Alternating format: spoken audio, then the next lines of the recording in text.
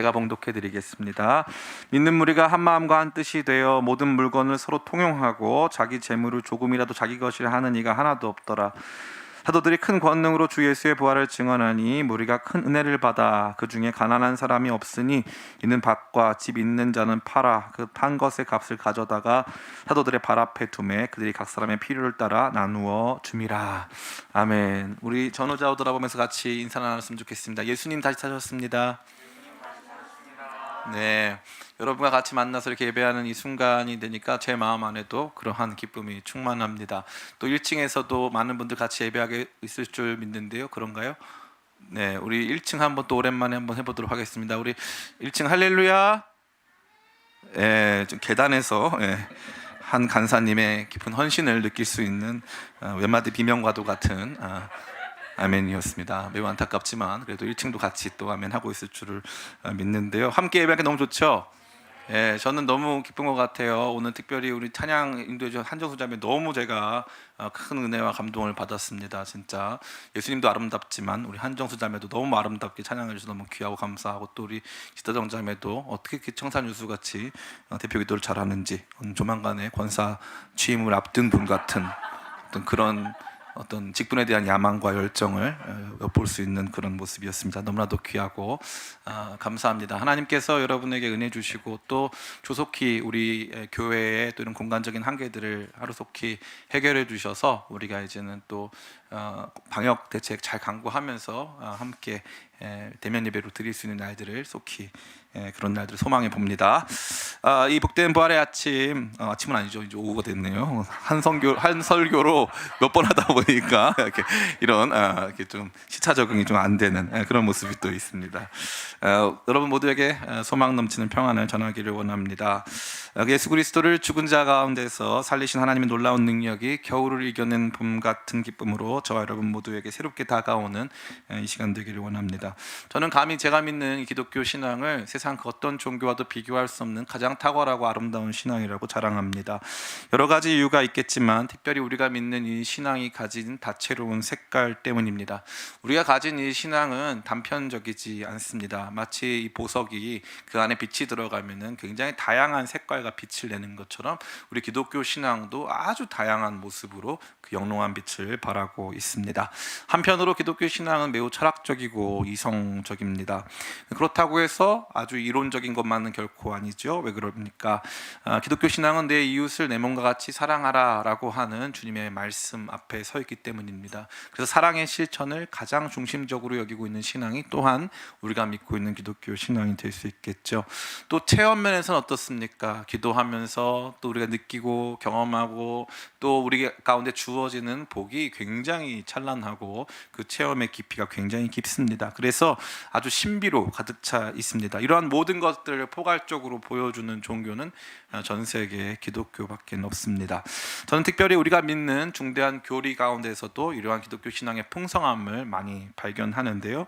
아주 신비스럽고 멋진 두 가지 중대한 교리가 있습니다. 첫 번째는 성탄이고 두 번째는 부활입니다. 여기서 잠깐 여러분과 함께 설문조사를 좀 해보도록 하겠습니다. 투표는 또 하셔야 되는 분도 계시겠지만 어쨌건 4월 7일인가요 투표가? 네, 잘 하시기 바랍니다. 성탄절이 좋은 사람, 난 성탄절이 좋다. 솔직히 성탄절파, 우리 메리 크리스마스파들, 우리 계란파, 우리 부활절이 좋다. 우리 부활절이 좋다. 부활절이 혹시 신나는 것 같다. 일반적으로 제가 봤을 때 한국 교회는 약간 성탄절을 조금 더 훨씬 많이 좋아하지 않나? 왜냐하면 그 부활절을 기념하면서 준비하는 기간보다 성탄절 준비하면서 쏟는 에너지와 그런 모든 열정을 다 해본다면 사실은 다른 절기들이 무색할 만큼 압도적으로 성탄절이 인기가 많습니다. 성탄과 부활은 굉장히 다른 면을 갖고 있죠. 왜 그렇습니까? 성탄은 초자연이 자연 안으로 들어온 역사입니다. 그러니까 우리가 알 수 없는 하나님의 신성이 우리 눈에 보이고 만질 수 있고 또 우리가 이해할 수 있는 범위 안으로 침투한 것입니다. 그러니까 초자연이 자연 안으로 들어온 것. 이건 성육신의 역사, 인카네이션의 역사, 내재의 신비를 보여주는 것입니다. 내재의 신비를 보여주는 아주 역사적인 일이 될 수 있겠죠. 그와 반면 부활은 다릅니다. 부활은 자연 질서, 다시 말해서 죽음이라고 하는 자연 질서가 붕괴되고 깨지고 거기서 초자연적인 모습, 부활, 그 죽음을 이겨낸 새로운 존재의 출현을 우리 가운데 보여주고 있는 것이죠. 그러니까 성탄에서 나타나는 성육신이 내재의 신비라면 부활은 초월의 신비라고 할 수 있는 것입니다.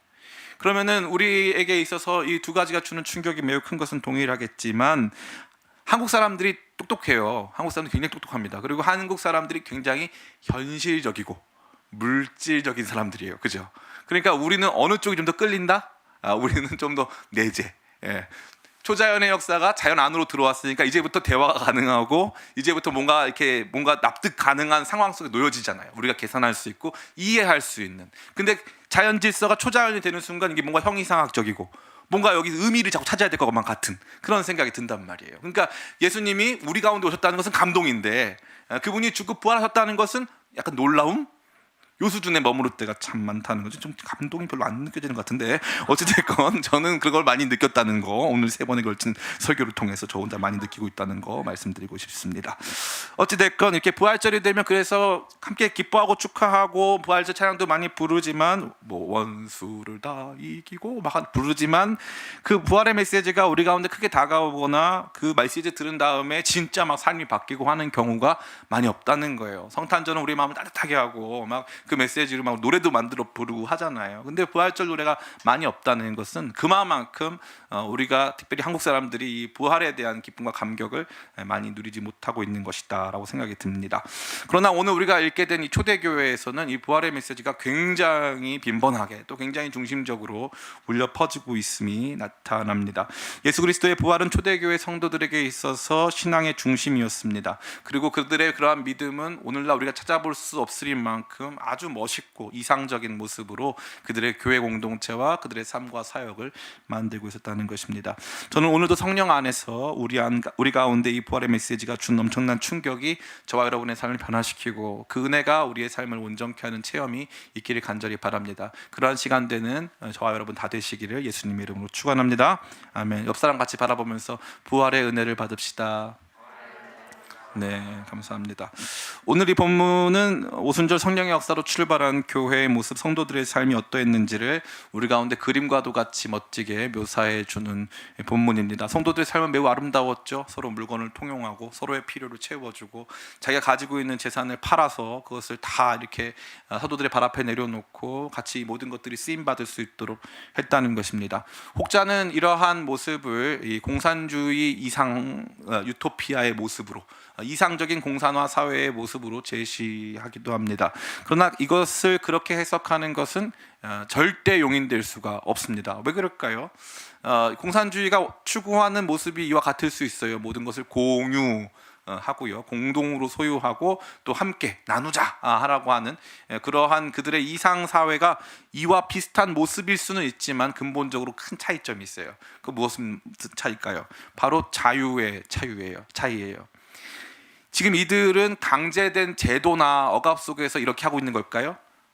교회에 일단 들어오시려면은 땅을 다, 숨겨놓은 땅을 다 파셔야 됩니다. 다 팔고 재산을 갖다 바쳐서 시작하는 겁니다. 이렇게 한 적이 있어요, 없어요? 단 한 번도 없습니다. 교회는 언제나 자유와 함께 했어요. 자발성과 함께 했다는 거죠. 여러분의 자유와 자발성을 뒷밟는 종류의 교회와 지도자와 가르침이 있다면 여러분 그걸 거부하시기 바랍니다. 자유는 언제나 평등을 추구하며 나아가요. 자유와 평등은 다른 이름이 아닙니다. 그러나 평등을 추구하면 자유가 제한을 받아요. 그러나 자유를 추구하면 평등이 구현됩니다. 아주 재미있는 역사예요. 그러니까 각 사람이 스스로 선택하고 자유롭게 살 수 있는 사회가 도래하면 자연스럽게 같이 생각하면서 평등한 사회로 나가려고 하는 움직임이 생겨요. 그러나 평등한 사회가 강제되면 자유가 상실되면서 조금씩 그러한 평등 위에 군림하는 평등하지 않은 사람들이 존재하는 거예요.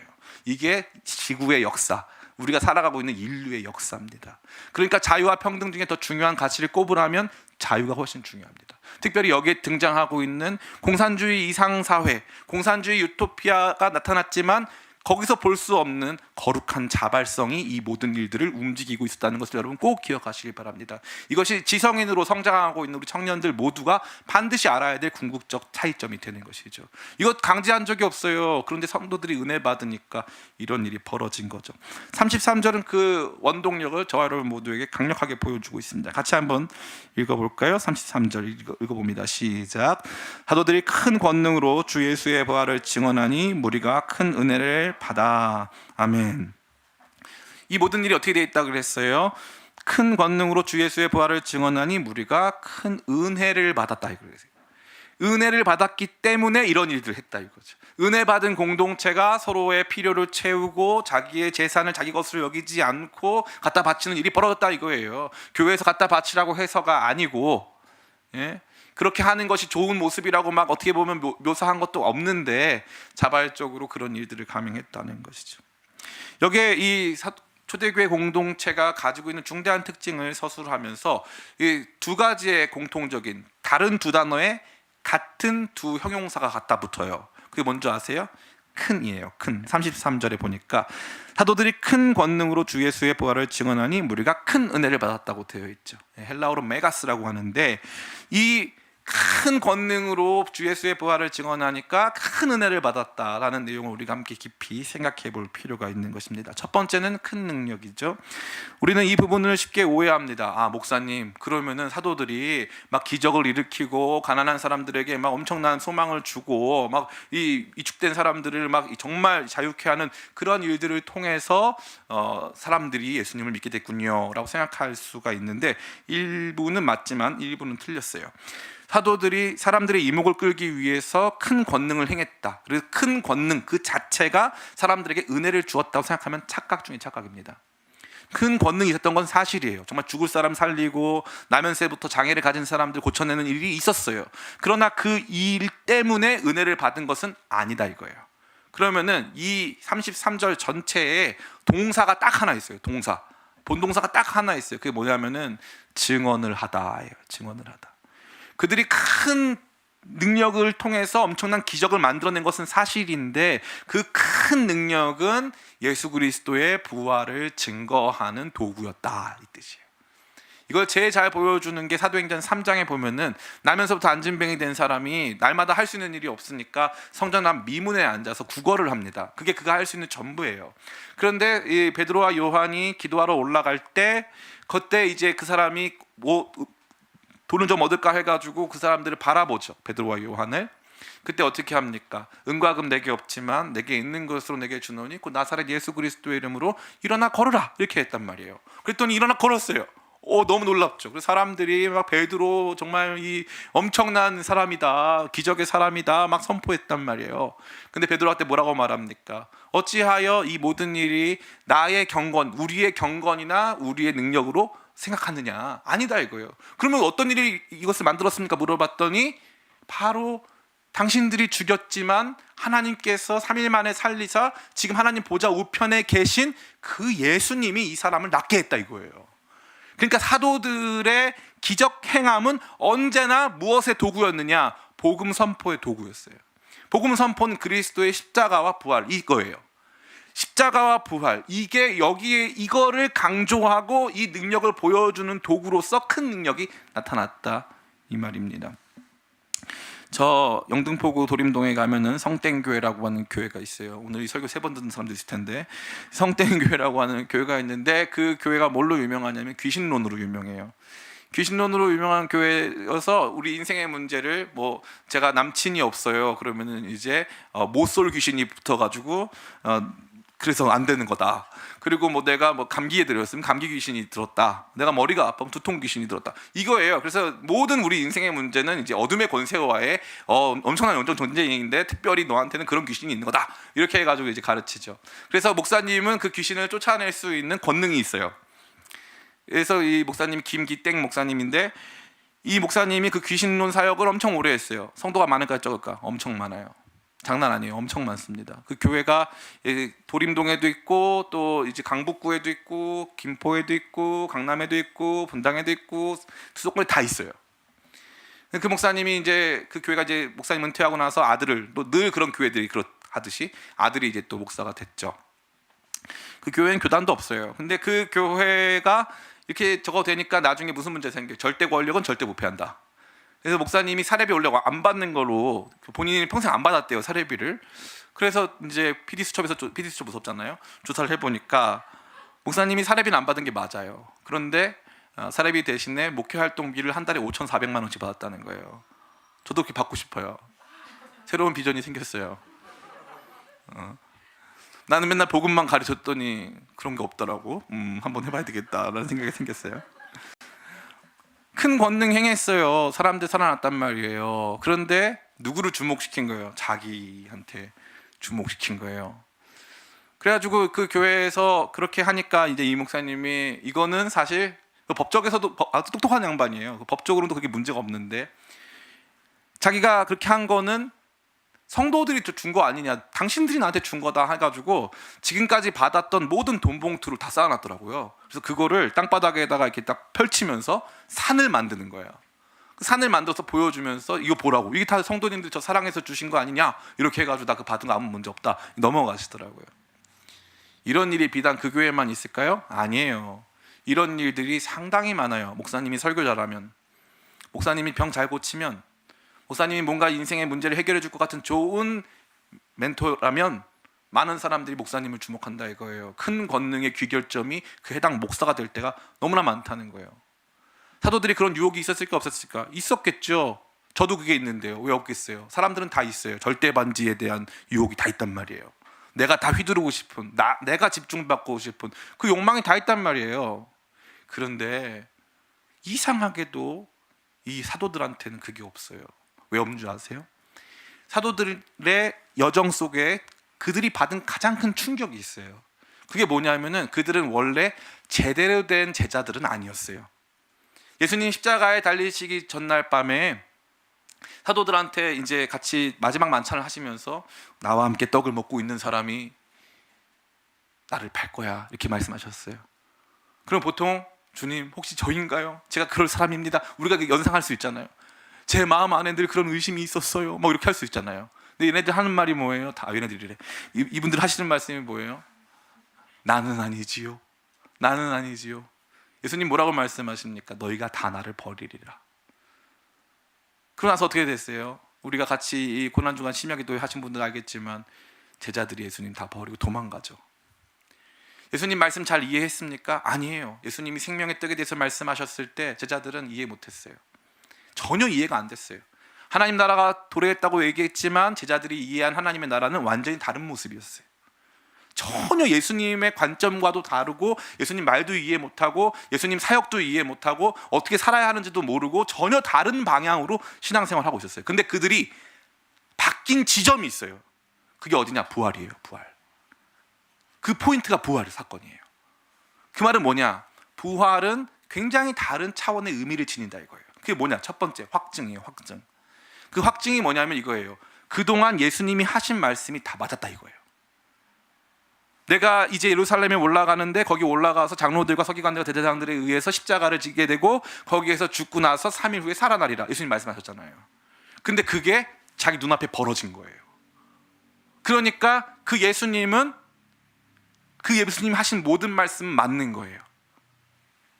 베드로가 뭐라고 고백합니까? 너희는 나에 대해서 뭐라고 하느냐? 주는 그리스도시요 살아계신 하나님의 아들이십니다. 고백했어요. 바요나 시몬아, 이것을 알게 하시는 너가 아니다. 이것은 주님께서 너를 알게 하신 것이다. 이렇게 말했잖아요. 예수님은 자기 자신에 대해서 그러한 방식으로 증언하셨어요. 그러나 그들은 고백은 했지만 그분이 어떠한 분인지 제대로 알지 못했어요. 그러나 부활 사건을 경험한 다음에 180도 달라졌어요. 그들에게 있어서 언제나 그들의 증언의 핵심은 무엇이냐면, 나도 그거 잘 못 믿었는데 그 예수님이, 아니 글쎄 말씀하신 그대로 십자가를 지시고 말씀하신 그대로 3일 만에 살아나셨어. 그래서 나는 믿지 않을 수가 없었고, 그 예수님은 지금 부활 승천하셔서 하나님 보좌 우편에 계셔. 그러니까 그분의 말씀이 맞는 거야, 그분의 행하심이 맞는 거야 라고 하는 거룩한 확증이 부활 사건으로 말미암아 이루어진 것이에요. 두 번째, 이 부활 사건은 엄청난 승리, 사실 모든 것에 대한 승리를 말하는 거예요.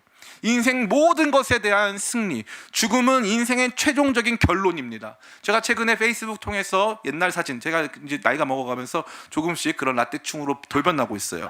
그래서 옛날 사진이 너무 좋아. 그리고 막 옛날 음악 많이 듣습니다. 진짜 제가 초등학교 때도 이미 옛날 음악이었던 걸 들으면서 제가 마치 그 시대에 살았던 것처럼 막 그런 할아버지 노래를 하고 있어요. 그런데 거기에 이제 흑백 사진이었던 걸 칼라로 바꾸면서 옛날에 이제 서울 사진이 쫙 나오는 거예요. 제가 나름 요 동네에서 여기 가면 이제 삼각지에 용산 초등학교라고 거기 나왔거든요. 요 동네 막 사진이 막 나오는 거예요. 그래서 막 되게 예쁘잖아요, 옛날 사진 보면은. 그래가지고 거기 있는 사람들이 막 등장해요. 그런데 이제 너무 좋은 사진이었어요. 그래서 너무 예쁘다 막 하고 있는데 밑에 댓글이 여기에 지금 있던 분들 다 돌아가셨겠다 써 있더라고요. 네. 너무 놀랐어요. 사람은 다 죽어요. 죽음의 문제보다 더 큰 문제 있을까 없을까? 없어요.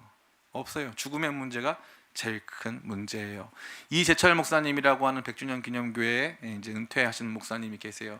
그분이 쓰신 책 중에 매듭짓기라는 책이 있는데 그 매듭짓기에 아주 재밌는 이야기가 등장해요. 하루는 이 목사님이 어떤 분한테 청탁을 받았어요. 그게 무슨 말이냐면은 한 병원에 이 기업 총수 부인이 암에 걸려서 이제 시한부 인생을 선고받고 얼마 남지 않은 시간을 보내고 있다는 거예요. 혹시 목사님, 그분은 크리스찬이 아니지만 그분을 위해서 기도해 줄 수 있겠냐고 해가지고 그 목사님이 그럼 한번 가보겠다고 말씀을 했어요. 이미 이분은 이제 기업 총수 부인이었기 때문에 뭐 기천불, 기독교, 천주교, 불교계에 유명한 분들이 다 다녀가셨어요. 근데 뭐 거의 목사님이 끝물에 한번 이제 와달라고 해가지고 이제 갔어요. 갔더니 벌써 이미 많은 분들이 왔다 갔기 때문에 이제 이분이 지쳤어요. 마음이 너무 지쳤어. 그리고 이제 시한부 인생이기 때문에 정말 너무 마음이 괴로운 거예요. 목사님 딱 방문했더니 이제 옆에 있던 도와주시는 분이 아이고 사모님, 목사님 오셨어요 이렇게 했다는 거예요. 그러니까 사모님이 가시라 그래 이랬다는 거예요. 가시라 그래. 자기는 보고 싶지 않다 이거죠. 그러니까 목사님이 딱 그분한테 예 사모님 저는 갈 텐데요 한 말씀만 드리겠습니다. 사모님은 곧 돌아가실 거예요. 그 한마디를 던졌다는 거예요. 사모님 곧 돌아가실 거예요. 그랬더니 갑자기 이분이 잠깐 어깨를 들썩이다가 뒤로 딱 돌면서 눈물을 흘리면서 그럼 전 어떻게 해야 되는데요? 이 한마디 했다는 거예요. 그럼 전 어떻게 해야 되는데요? 그리고 나서 그 사모님하고 같이 이재철 목사님이 복음에 대해서 얘기했대요. 복음에 대해서. 그러니까 이분이 그 자리에서 은혜를 받고 세례받고 신앙생활을 하시다가 돌아가셨다 이거예요. 너무너무 충격적인 거죠. 사람은요 죽음 앞에서 돈이 아무리 많고 아무리 잘생기고 아무리 잘나도 다 소용없어요. 죽음은 가장 큰 문제, 인류의 가장 큰 문제. 이게 왜 더 큰 문제가 되냐면은 우리는 모털 바디에 있잖아요. 죽는 몸, 그죠? 그런데 우리 안에 있는 우리의 영혼은 immortal, 죽지 않는 영혼을 갖고 있단 말이에요. 그게 전도서에서 말하는 영원을 사모하는 마음이 있다 이거예요. 예? 여러분 나이가 먹으면서 우리의 영혼도 같이 늙습니까? 아니잖아요. 영혼은 그대로란 말이에요. 죽는 그 순간까지 그대로란 말이에요. 나는 나은 거예요. 그런데 이제 문제가 뭐냐면은 육신은 날마다 후패해져 가지고 이제 죽음을 마주하고 있는 거예요. 그러니까 이 괴리가 생기는 거예요. 존재적 괴리. 죽음 앞에 선 인간이라고 하는 존재적 괴리가 생기는 거예요. 그런데 이 부활은 이 육체의 죽음이 끝이 아니라고 하는, 또 육체적 죽음이 그리스도 앞에서는 문제될 것이 없다라고 하는, 우리가 경험할 수 있는 모든 종류의 고난과 아픔과 문제가 아무것도 아니고 오직 예수님께서 그 모든 것을 승리하신 분이라고 하는 엄청난 메시지를 던지고 있는 거예요. 그러니까 사도들에게 있어서는 이 부활이 주는 충격과 이 부활이 주는 그 능력, 이거 승리할 수 있다, 죽음이 끝 아니다, 니들이나 죽여도 나 안 끝난다, 이 믿음이 딱 생기는 거예요. 저는 하루빨리 우리가 이 코로나 상황이 맞춰지고 다시 이 해외 선교 또 해외 성지순례 가는 시간이 도래했으면 좋겠는데, 터키에 제가 많이 갔잖아요. 터키에 가면 이즈미르라는 곳이 있는데, 이즈미르는 이제 옛날 말 성경 언어로는 서머나라고 합니다. 서머나. 이 서머나에는 폴리갑 기념교회라는 교회가 있는데요. 이 폴리갑 기념교회는 폴리갑 씨는 폴리갑 씨라고 하니까 좀 아는 분 같고, 폴리갑 이분은 이 교부죠, 교부. 이 감독님이셨는데 교회 이제 여러 교회를 맡고 있는 감독님이란 뜻이에요, 그 지역에. 근데 이 폴리갑 감독님은 이제 순교를 하게 됩니다. 예수 그리스도를 부인하면 살 수 있어요. 근데 거기에 이제 순교 성지가 있는데 이분은 화형을 당했어요. 화형. 근데 이분이 사람들이 너 예수 그리스도를 부인하면 살려주겠다. 그러니까 이분이 뭐라고 했냐면, 내가 평생 그리스도를 따르면서 살아계신 그 주님이 단 한 번도 나를 모른 척 하신 적 없고, 한 번도 그분이 나에게 은혜를 베푸지 않은 적이 없는데 내가 이제 와서 주님을 어떻게 모른 척 하냐. 죽음이여 오라. 죽음이여 오라. 그 당시에 복음 전파에 가장 놀라운 충격, 임팩트를 준 게 뭔지 아세요? 그게 교부들의 겁없는 죽음이었어요. 아무리 봐도 다른 종류의 사람들은 막 거기서 막 생명을 구걸하고 하는데, 진짜 이들은 이 예식을 장엄한 자기 삶의 마지막 피날레처럼 여기면서 정말 개선 장군처럼 죽음을 향해 들어가는 거예요. 로마 제국도 그들을 못 이겨. 군대가 왔는데 그들이 자기를 죽일 걸 아는데 절대 이길 수가 없어요. 왜냐하면 그들에게 있어서 죽음은 이미 우리 주님이 정복하신 것이니까. 죽음은 인생의 종착지가 아니라 나의 이 육신, 썩어질 육신이 끝이 나고 영원한 생명으로 들어가는 관문이기 때문에 그들에게는 엄청난 능력의 시간이 되는 거예요. 이게 사람들 앞에서 감당할 수 없는 충격을 주는 거죠. 그러니까 사도들에게 있어서 이 엄청난 큰 능력의 마지막 화살표가 향하는 지점은, 우리가 이 능력을 통해서 우리가 이익 얻으려고 너 인생 좀 잘 살게 해주려고 그거 아니다. 우리가 이러한 일들이 나타나고 우리가 나타나고 여러분들이 이것을 통해서 유익을 얻는 그 중요한 모든 궁극적인 지점에는 지금 죽으시고 3일 만에 부활하사 하나님 보좌 우편에 앉으신 예수 그리스도의 권능의 통치, 그분의 주권적 통치가 우리의 삶에 있기 때문이다. 당신 실패자 아니다. 그분이 당신을 보고 있다. 이 메시지가 울려 퍼지는 거예요. 사람들은 그 전까지는 상상도 할 수 없는 일이죠. 하나님이 계시냐 안 계시냐 생각하고 뭐 신들에게 벌받지 않으려고 어떻게 해서든지 좀 나은 모습을 보여주고 있었지만, 그게 아니고 나를 위해서 나의 죄를 짊어지고 십자가를 지신 그분이 그냥 죽지 않으시고 3일 만에 부활하사 하나님 보좌 우편. 보좌는 좌편이 있어요, 없어요? 없습니다. 오전 예배 때 제가 그런 얘기 했는데, 오른쪽 교회라는 교회가 있어요. 이 피아노를 옮기다가 교회가 내부 분열을 일으켰어요. 피아노를 왼쪽에 놓을 것이냐 오른쪽에 놓을 것이냐 싸우다가 오른쪽에 놓자는 교회와 왼쪽에 놓자고 하는 사람들이 싸우다가 이제 결국에는 승리한 쪽이 오른쪽 교회라는 이름을 붙였죠. 하나님은 능력의 오른손이 있죠. 하나님이 왼손잡이란 표현이 있어요, 없어요? 없습니다. 하나님의 왼손은 등장하지 않아요. 하나님 언제나 오른손으로 등장하시죠. 그리고 보좌 우편이라는 표현인데 보좌 좌편이라는 표현은 없어요. 자, 그렇다면 하나님이 대칭적 존재셔서 오른쪽 왼쪽이 다 있다? 땡, 그런 거 없어요. 그러면 오른쪽은 뭐다? 상징이다. 그럼 무슨 상징이냐? 하나님 권능의 상징이다. 하나님께서 그분의 통치를 누구에게 위임하셨다? 보좌 우편에 앉으신 부활하신 예수 그리스도께 위임했다 이거예요.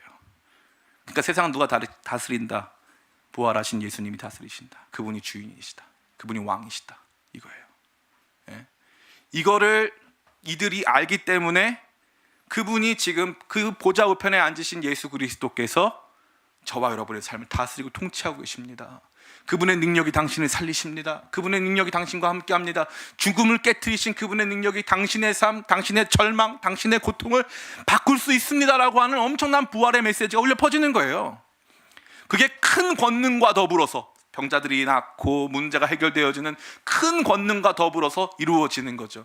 그러니까 이 큰 권능이 단순히 일어나기만 하는데 포커스가 있으면 안 되는 거죠. 이 큰 권능이 바로 부활과 깊이 결부되는 거예요. 부활하신 예수 그리스도와 깊이 결부되는 것, 거기에서부터 엄청난 변화가 생기는 거예요. 여러분 잘 보십시다. 제가 예전에 페이스북에서 한 글을 발견했어요. 당신도 기도할 수 있습니다라고 하는 글이에요. 옆 사람 같이 바라보면서 고백해 볼까요? 당신도 할 수는 있지만 안 하고 싶은 것 같은데 한 번 더 같이 고백해 보겠습니다. 당신도 기도할 수 있습니다. 아멘. 감사합니다. 근데 밑에 보니까 대한불교 조계종 써 있더라고요. 충격이었어요. 기도할 수 있다면서 우리가 기도가 그런 방식일 줄 몰랐죠. 그죠? 몰랐어요. 우리는 기도를 기독교적인 걸로 생각하지만 아니에요. 범종교적인 거죠. 금식도 범종교적이죠. 경전도 범종교적입니다. 그러면 무엇이 기독교적입니까? 그잖아요. 우리의 신앙과 다른 모든 신앙을 구별하는 단 한 가지 요소는 예수 그리스도의 십자가와 부활입니다. 그것밖에 없어요. 기독교 다음으로 인구가 많은 종교 어디입니까? 예, 그렇습니다. 이슬람교예요. 메카라는 곳에 가면은 마호멧, 그들이 말하는 바로 그 선지자 마호멧의 묘가 있어요. 석가모니는 죽었어요? 예, 죽었어요. 그래서 석가모니를 이렇게 화장한 다음에 나오는 진신살이라는 게 있잖아요. 진신살이. 그 진신살이를 가진 사찰들이 꽤 있는 걸로 봐서는 석가모니는 죽어서 화장한 거예요. 여러분에게 질문합니다. 세상 그 어떤 종교가 그들이 믿고 따르는 교주가 죽었다고 살아났다고 고백하는 데가 있습니까? 없습니까? 없어요. 단 한 군데도 없습니다.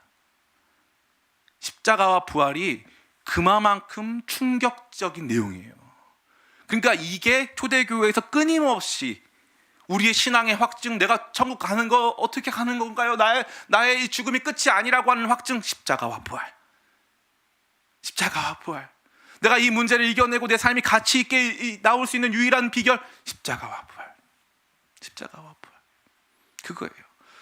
이 모든 큰 권능이 향하고 있는 궁극적인 지점에 십자가와 부활이 있는 거예요. 그거를 초대교회에서는 날마다 강조한 거죠. 목사님이 이렇게 해라 저렇게 해라, 뭐 나를 잘 따라라, 뭐 기도를 3일 해라 20일 해라 30일 해라, 이런 게 아니고 십자가와 부활 이야기를 했는데 엄청난 능력을 가지고 자기 자신을 주목시키는 것이 아니라 예수 그리스도를 주목시키면서 그 이야기를 했는데 교회 안에 변화가 일어나기 시작한 거죠. 자, 이제 두 번째입니다. 첫 번째의 큰 능력의 궁극적인 지점은 바로 예수 그리스도의 부활을 증언하는 것에 있었어요. 그렇다면 이 큰 권능으로 증언된 예수 그리스도의 부활, 십자가와 부활은 무엇을 양산해냅니까? 33절에 보니까 그들이 그렇게 말하니까 큰 은혜를 받았다고 되어 있어요. 큰 은혜. 33절 같이 한번 또 읽어보겠습니다. 몇 번 읽어봐도 아마 굉장히 좋을 거예요. 33절 시작. 사도들이 큰 권능으로 주 예수의 부활을 증언하니 무리가 큰 은혜를 받아. 아멘. 무리가 큰 은혜를 받았어요. 얕은 은혜가 아니라 큰 은혜. 얕은 은혜 종종 받잖아요. 그죠? 찬양 듣다가 You raise me up 하면 같이 업 되잖아요. 그죠? 그래가지고 막 눈물 막 나잖아요. 그죠? 예?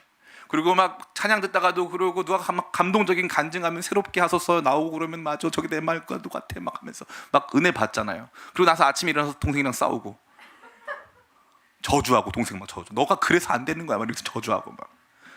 우리한테는 정말 이 시냇물처럼 다가오는 개울가도 같은 그런 은혜들 엄청 많잖아요. 찰랑찰랑 은혜. 그렇죠? 예배 시간 받다가 나가면서 바로 화내고. 네. 그런 은혜 너무 많잖아요. 근데 이들이 받은 은혜는 그게 아니에요. 그럼 문제는 뭐냐? 그럼 어떻게 이 사람들은 여기다 은혜를 받았냐? 제가 십자가와 부활을 약 40주에 걸쳐서 여러분과 함께 심층적으로 나누는 설교를 했다.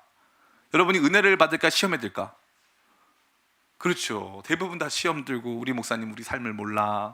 우리가 얼마나 힘든지 몰라. 뭐 이러고 있을 거 아니에요. 맨날 우리 목사님 너무 학적이야. 너무 성경밖에 몰라. 이렇게 생각할 거 아닙니까? 근데 이 사람들은 어땠다는 거예요? 거기에서 큰 은혜를 받았다는 거예요. 이 말은 뭔 줄 아세요? 십자가와 부활이라고 하는 본질적인 내용을 다루기 시작하면 우리 인생을 본질적으로 다룬다는 거예요. 우리 삶 전체를 포괄할 수 있는, 여러분이 가지고 있는 굉장히 다양한 삶의 정황들을 이렇게 만나는 게 아니라 나라고 하는 한 인간 전체를 뒤집어 엎을 수 있는 엄청난 메시지를 만난다 이거예요. 그러니까 그 은혜가 우리의 삶 전체를 뒤바꾸는 것입니다. 그 은혜의 중심에는 죄 없으신 예수 그리스도를 하나님께서 죄를 정하셔서 십자가에서 대속적 죽음을 맞게 하시고 3일 만에 그가 죄가 없음, 그가 의로운 존재임, 그가 말한 것이 모든 것이 맞고 그가 하나님의 아들임을 보여주시면서 그를 부활시키신 거죠. 이 내용이 참 너무 감동적인데요. 거기서 그치는 게 아니라 그 부활하신 예수님께서 하나님 보좌 우편에 앉아 계셔서 지금도 우리 삶을 다스리고 통치하고 계신다. 그는 근본 하나님과 본체시나 스스로 동등됨을 여길 것으로 취하지 아니하시고 스스로 자기를 비워 종의 형체를 가지시고 죽기까지 순종하셨으니 곧 십자가에 죽으심이라. 그러므로 하나님께서 그를 높여 지극히 높으신 이름을 주사. 그잖아요. 이 엄청난 변화, 이게 막 은혜가 되고 막 감동이 되는 거예요. 그러고 나니까 사람들 안에서 변화가 일어나는 거죠. 사랑하는 청년 성도 여러분, 저는 여러분들이 이 부활의 엄청난 메시지를 받음으로 말미암아 인생의 변화가 이루어지는 큰 은혜 체험하시길 간절히 바랍니다. 날마다 설교 들어도 무슨 말인지도 모르고 은혜도 잘 모르겠고 하는 그런 삶이 아니라 큰 은혜, 존재적 변화를 만들어내는 큰 은혜를 체험하게 되시길 간절히 바라요. 자, 그렇다면 이 큰 은혜가 어떠한 양상으로 나타나는지 통해서 이 큰 은혜가 우리를 어떠한 모습으로 이렇게 변화시켜 가는지를 볼 수 있어요. 첫 번째, 성도들을 한 마음 한 뜻으로 만들었어요. 우리 32절 같이 한번 읽어보겠습니다. 거의 다 끝났어요. 같이 한번 읽어보겠습니다. 시작. 믿는 무리가 한 마음과 한 뜻이 되어 모든 물건은 서로 통용하고 자기 재물을 조금이라도 자기 것이라 하는 이가 하나도 없더라. 아멘. 믿는 무리가 한 마음과 한 뜻이 되어 모든 물건을 서로 통용했다고 되어 있어요. 한 마음과 한 뜻. 저는 신학과를 나왔는데 우리 신학과에는 학년별로 100명씩 있었어요. 지금 몇 명 있는지 모르겠지만 1년에 한 번씩 신학과가 채플 시간에 특송을 해야 되는데, 신학과 학생들 중에 대략 모이는 학생들이 원래 400명이 모여야 되는데, 합창을 400명이 해야 되는데 모이는 애들이 한 7, 80명 미만이었던 것 같아요. 아무리 열심히 모이라고 해도 다 모이는 날은 없어요. 그래서 우리끼리 한 말은 뭐냐면, 신학과 학생이 다 모이는 날은 예수님이 재림하시는 날이다. 맨날 그 말 했어요. 우리 예수님 재림하실 때까지 절대 이런 날을 볼 수 없을 것이다. 하나 될 수 없다. 이런 거죠. 교회가 하나 되는 게 쉬울까 어려울까? 어려워요. 어렵습니다. 교회 하나 되면 정말 아주 고귀하고 아주 신비롭고 아주 대단한 일이에요.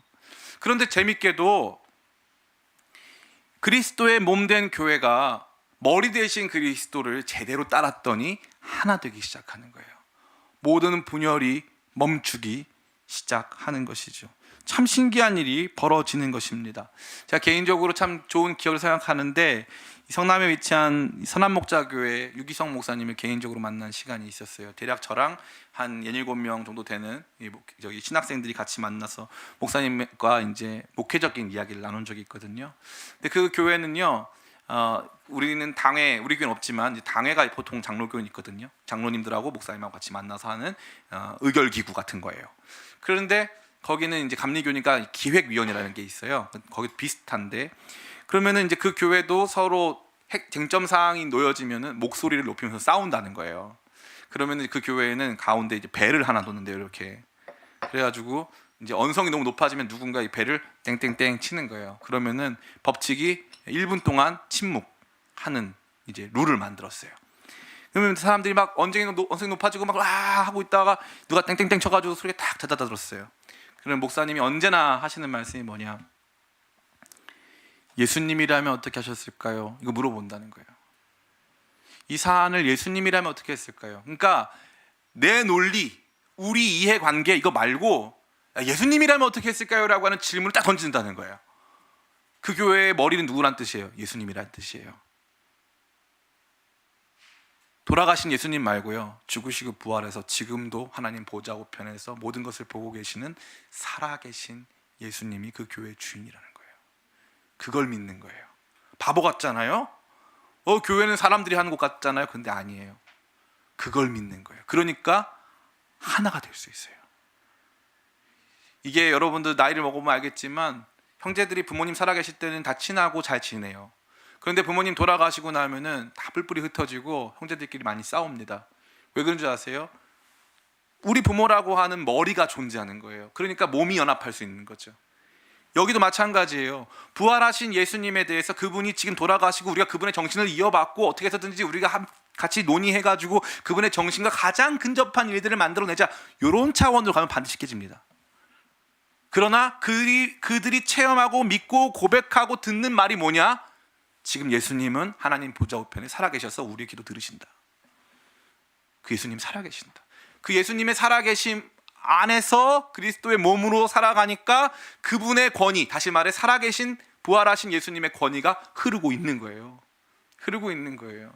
그 권위가 상실되면 목사의 권위, 장로의 권위, 알력 다툼이 시작됩니다. 그 권위가 사라지게 되면은 청년부 권위, 장년부 권위 막 싸우는 거예요. 나중에는 막 틴즈까지 막 붙어가지고 막 싸워요. 키즈도 막 간식을 더 달라고 막 싸웁니다. 교회 난장판 되는 거 쉬운 거예요. 부활하신 예수 그리스도께서 살아계신다는 그 믿음, 그 믿음이 교회를 하나로 연합시키는 거죠. 그러니까 이 부활의 메시지를 들었던 초대교회가 건강하게 하나됨을 유지할 수 있는 이유는 뭐냐면 그 교회의 머리 되시는 예수님이 살아계신다. 돌아가신 분 아니다. 그분의 뜻을 우리가 계승할 이거 아니다. 살아계신다. 통치하신다. 그분이 보고 계시고 심판하신다. 이 엄청난 현실감, 믿음의 현실성, 그게 교회를 살아있게 만들고 하나 되게 만든다는 것입니다. 교회가 이런 모습으로 하나 됐죠. 두 번째, 그 은혜를 받았더니 무슨 일이 발생합니까? 가치관이 바뀝니다.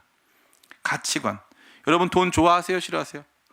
돈 좋아하는 건 너무 당연한 거죠. 돈 좋아하셔야 돼요. 그리고 돈 너무 싫어하지 마세요. 돈 너무 싫어하실 분은 저 산에 가시면 돼요. 산에. 다 돈 좋아하셔야 돼요. 돈을 사랑하면 안 되지만 돈을 좋아해야죠. 돈이 죄입니까? 돈을 사랑하는 게 죄지. 사랑만 안 하면 돼요. 좋아는 할 수 있어요. 그런데 가만히 보니까 여기서 지금 이 사람들은 자기 삶의 가장 중요한 땅을 팔고 있어요. 요즘 땅 굉장히 민감한데 그거 왜 팔지? 그죠? 갖고 있으면 나중에 3기 신도시 개발가 될 수 있는데 그 정보가 없어서 팔았나? 별별 생각 다 들어요. 이들에게 있어서 물질주의, 현세주의는 없어요. 물질주의 없어요. 물질이 중요해요? 나눔이 중요해요? 우리는 물질 중요하잖아요. 근데 이 사람들 그거 아니에요. 나눔이 중요해요.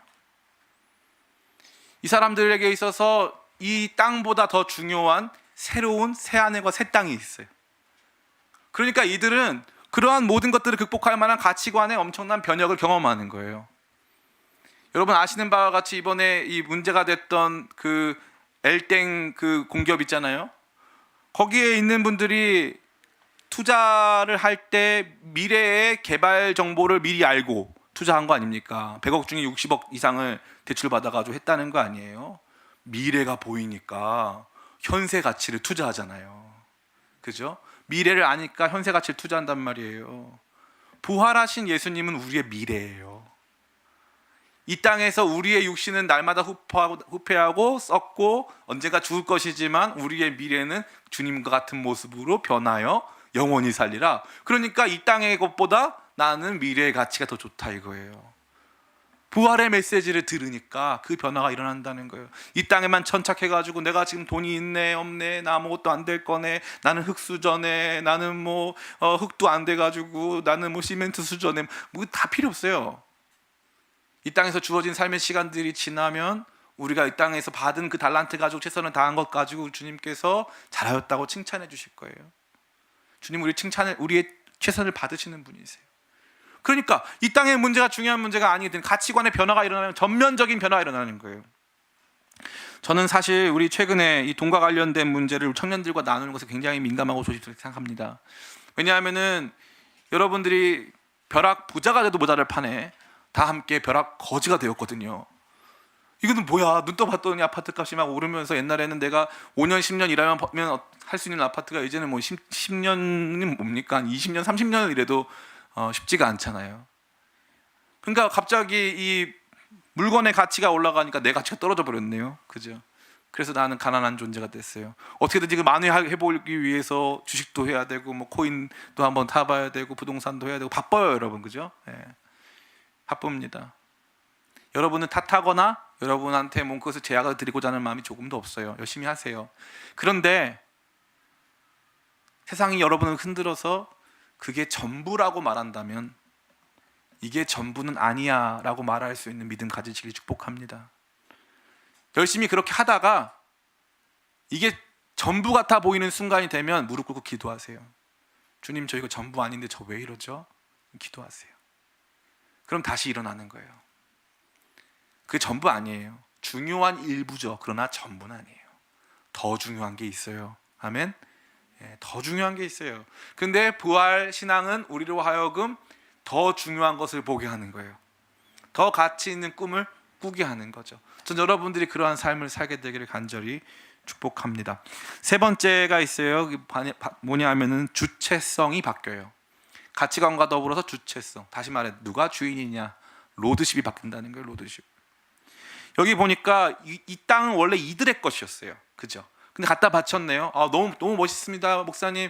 참 이들의 모습이, 모든 걸 갖다 바치는 모습이 참 멋있습니다. 근데 재밌는 게 있는 게 이들이 돈을 그냥 갖다 바친 거면 이들이 기부한 거잖아요. 이들이 도네이션 한 거잖아요. 그러면 멋있을 수 있는데 더 멋있는 게 숨어 있어요. 35절 같이 한번 읽어보겠습니다. 35절 시작. 사도들의 발 앞에 두매 그들이 각 사람의 필요를 따라 나누어 줌이라. 아멘. 여기서 그들은 사도들을 말하는 거예요. 그러면 사도들의 발 앞에 둔 사람들은 땅을 판 사람들을 말하는 거죠. 내가 우리 교회에 어려운 사람을 돕고 싶은데 그러면 직접 도움 되잖아요. 그죠? 자, 내가 도와줄게. 이렇게 내가 이거 팔았어. 내가 너 위해서 팔았다. 기억해줘. 아유, 뭐 됐어. 그런 말까지 할 필요는 없어. 이러면서. 네? 우리는 그거 하고 싶잖아요.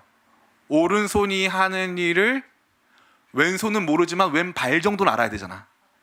그죠? 너무 모르면 좀 답답하잖아. 그죠? 네? 근데 여기 보니까 이 모든 일들을 사도들의 권한 앞에 두네요.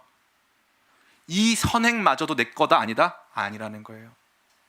이 선행마저도 내 거 아니다. 그리스도의 몸인 교회가 행하는 일이다. 이거 내 거 아니에요 라는 뜻이죠. 최근 어떤 교회가 헌금을 가지고 실험을 했어요. 한 달에 한 번 내야 되는 헌금이 있다면 그 헌금은 교회에다 내지 마시고 여러분들이 어려운 사람을 찾아서 직접 도와줘라 라고 하는 취지의 실험을 했단 말이에요. 저는 그것에 대해서 굉장히 깊은 우려를 갖습니다. 왜요? 교회 헌금은요, 성도 개인의 이름으로 쓰여서는 안 됩니다. 성도 개인이 영광을 받고 성도 개인이 그 일의 주체가 되는 것은 교회 헌금의 바른 사용이 결코 아니에요. 교회가 잘하건 못하건 그것은 바로 예수 그리스도의 이름으로 쓰임 받아야 돼요. 교회의 이름으로 쓰임 받아야 돼요. 저는 개인적으로 우리가 천주교회에 비해서 못한 점이 있다면 바로 그런 측면이에요. 물론 그 구원론의 차이가 있기 때문에 그것을 다 설명하기는 어렵지만 기본적으로 거기는 교회 중심성이 강해요. 교회가 이런 일을 한다. 근데 우리는 내가 이런 일, 목사님 제가 한번 해보겠습니다. 목사님 제가 이거 한번 제가 합니다. 제가 아는 굉장히 부유한 장로님 한 분 계신데 그 장로님은 어떤 선교단체에 기부를 하시는데요, 꼭 어떻게 하냐면은 이 목적 지정 헌금이라는 걸 교회에다 하세요. 그래서 이 목적 지정 헌금이 결국에 그 선교단체로 들어갈 때 그 장로님 이름 석자로 들어가는 게 아니라 교회 이름으로 들어가도록. 그래서 이 일은 내가 하는 것이 아니고 이것은 교회에서 하는 일입니다. 이걸 보여주는 거죠. 성도들이 자발적으로 자기 헌금 가지고 내가 내 멋대로 사용하겠습니다 할 수 있잖아요. 내가 내 땅 팔았는데 내가 어려운 사람 도와주면 될 거 아닙니까? 근데 여기 보면 뭐라고 되어 있어요? 사도들의 발 앞에 두매. 제가 땅 팔은 거거든요. 교회의 귀한 일에 사용해 주세요. 아니, 이 선행의 영광 플러스 이 선행의 주도권마저도 내게 아니라는 거예요. 자, 왜 그러냐? 부활하신 예수님이 하나님 보좌 우편에서 세상을 다스리시고 통치하신대요. 그러면은 예수님이 누구다? 예수님이 주인이다. 그럼 난 뭐다? 난 청직이다. 나는 내 건강의 청직이. 내가 받은 힘, 내가 받은 건강 내 거다? 아니다. 아니다 이거예요. 지금도 내 삶을 다스리시고 통치하시는 그분이 나 쓰라고 주신 거예요. 이 건강을 가지고, 이 힘을 가지고 바람을 피고, 이 힘을 가지고 사람들에게 때리고, 이 힘을 가지고 누군가를 억압한다. 내가 내 인생의 주인이라면 이 힘을 내가 원하는 대로 사용할 수가 있는데, 부활 승천하셔서 하나님 보좌 우편에 계신 그분이 지금도 살아서 나의 삶을 포함한 전 지구를, 온 우주를 통치하신다면 내 삶에 주어진 자원도 내 거 아니다 이거예요. 청지기 의식이에요. 청지기 의식. 그러니까 삶이 달라지고 삶의 주도성, 주체성이 완전히 달라지는 거예요. 내 거 아니라는 거죠. 많은 분들이 우려를 해요. 목사님, 교회를 100% 신뢰할 수가 없어요. 신뢰 못하는 게 왜 다닙니까? 근데 우리 교회는 신뢰해 주세요.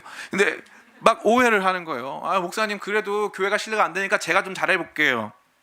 제가 굉장히 개인적으로 존경하는 박영선 목사님이 뭐라고 그랬냐면, 헌금은 꼭 교회에다 한 다음에 교회 와서 대판 싸우래요. 교회에다 헌금한 다음에 아니 헌금을 일단 데 쓰면 어떡하냐고 막 대판 싸우라는 거예요. 예수님이 이런 데 쓰라고 했냐고 막 하면서 막 갑론을박하면서 막 싸우고 멱살 잡다가 보면 하나님의 뜻이 이루어진대요. 교회를 향한 하나님의 뜻이 이루어진다는 거예요. 우리는 너무 세상을 쉽게 생각해요. 아, 내가 원하는 대로 내 마음대로 하면 되겠지. 착각입니다. 우린 그런 존재가 아니에요. 나는 내 인생의 주인이 될 수 없어요. 여러분, 그래서 예수님 뭐라고 불러요? 주님이라고 부르잖아요. 우리는 그분의 종이고 그분의 소유고 주님이 주인이시잖아요. 그분이 십자가에서 대가 치르고 우리 사셨잖아요. 그리고 그분이 부활 승천하셔서 이제 모든 주권적 통치를 하고 계시잖아요. 그러니까 내 삶의 미래도 그분의 것이고, 내 삶의 과거도 그분의 것이고, 내 삶의 현재도 그분의 것인 거예요. 이 놀라운 변화가 십자가와 부활이라고 하는 메시지 통해서 나타나는 거예요. 저는요, 그런 꿈이 있어요. 우리 기쁨의 교회가 지금은 이 위대한 메시지 속에서 무슨 말인지 모르겠고 좀 더 여러분에게 좀 이렇게 다가갈 수 있는 좀 신선한 메시지 있죠. 그런 거 막 그런 거 해주는 교회가 되길 여러분 바랄 수 있어요. 그런데 딱 10년 지나면 우리 기쁨의 교회 청년들 진짜 멋있는 사람 될 거다. 진짜 바른 신앙적 체계 속에서 누가 와도 흔들리지 않는 진짜 복음의 투사들이 될 거라 저는 확신합니다. 괜히 여러분 삶을 지금 조금씩 터치하면서 개울가 은혜 주는 걸 만족하지 마세요.